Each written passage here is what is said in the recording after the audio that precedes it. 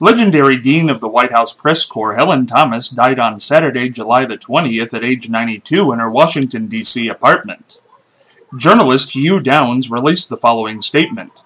Helen Thomas was a marvel. Her position at the White House through so many administrations put to use her versatility and journalistic skills.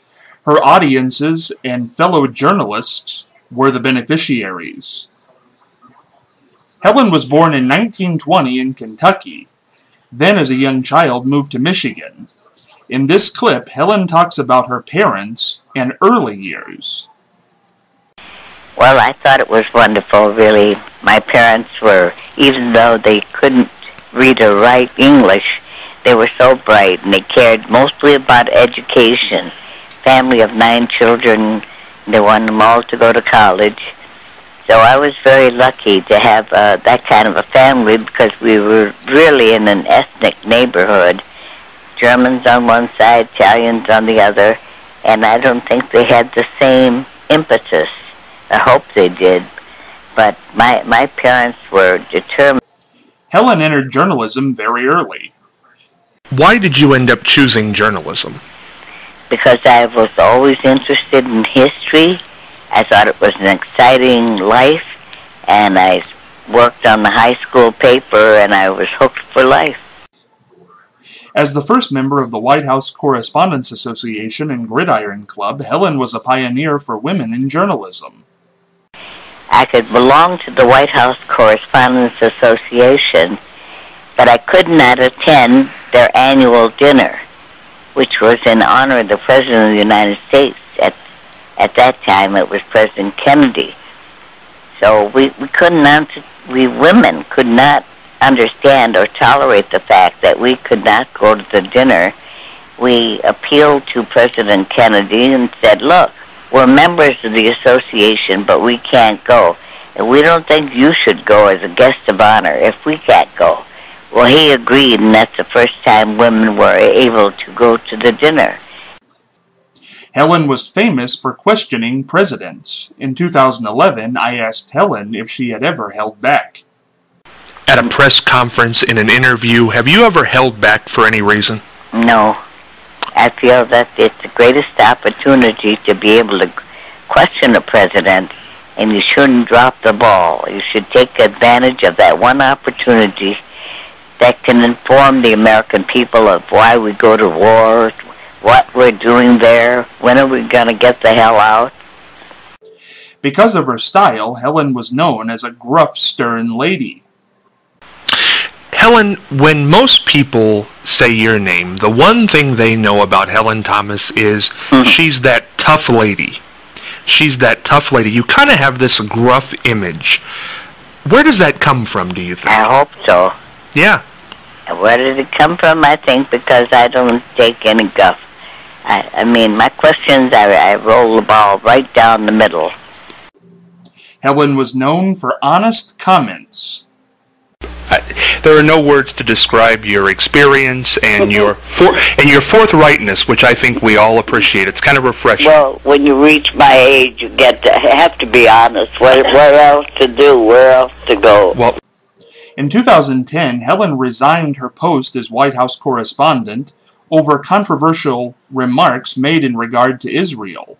In 2011, I asked what she liked least during that time.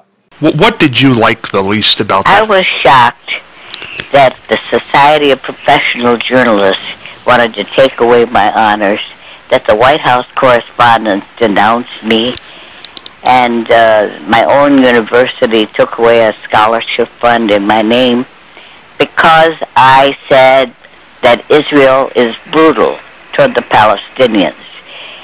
I have a right to my opinion.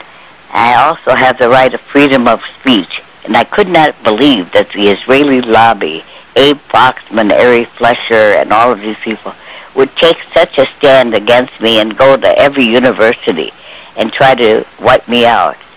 And I could not believe my colleagues would not understand that I have a right to speak. As an American, I have a right, and my views on Israel had nothing to do with my experience as a journalist. Helen ended up granting me the first interview after her resignation in October 2010. In 2011, I asked her why she chose me to speak first with. Final question I have for you, Helen, is probably the question I've been asked the most since I did the interview with you back in October of 2010. Why did you finally decide to speak, and how did it come about that you chose me to do the first interview? Well, because you've been very kind, very fair. You don't jump in and attack me every time I open my mouth. I like that, and I think you're a fair reporter. President Obama released the following statement on Helen's passing. Michelle and I were saddened to learn of the passing of Helen Thomas. Helen was a true pioneer, opening doors and breaking down barriers for generations of women in journalism. She covered every White House since President Kennedy's, and during that time she never failed to keep presidents, myself included, on their toes. What made Helen the dean of the White House Press Corps was not just the length of her tenure, but her fierce belief that our democracy works best when we ask tough questions and hold our leaders to account. Our thoughts are with Helen's family, her friends, and the colleagues who respected her so deeply. In 2010, I asked Helen to grade President Obama. What's Obama's report card look like? He lacks courage. In 2010, I asked Helen what her epitaph would read. Years from now, because you've got a lot of life left in you, you do. 100 years from now, what's the epitaph going to read on Helen Thomas? God knows. No, Helen, what will it be? It'll be good. Helen, what's the epitaph going to read? It'll read something. She always asks why. Helen Thomas will be buried in Detroit with a public memorial planned for October in Washington, D.C.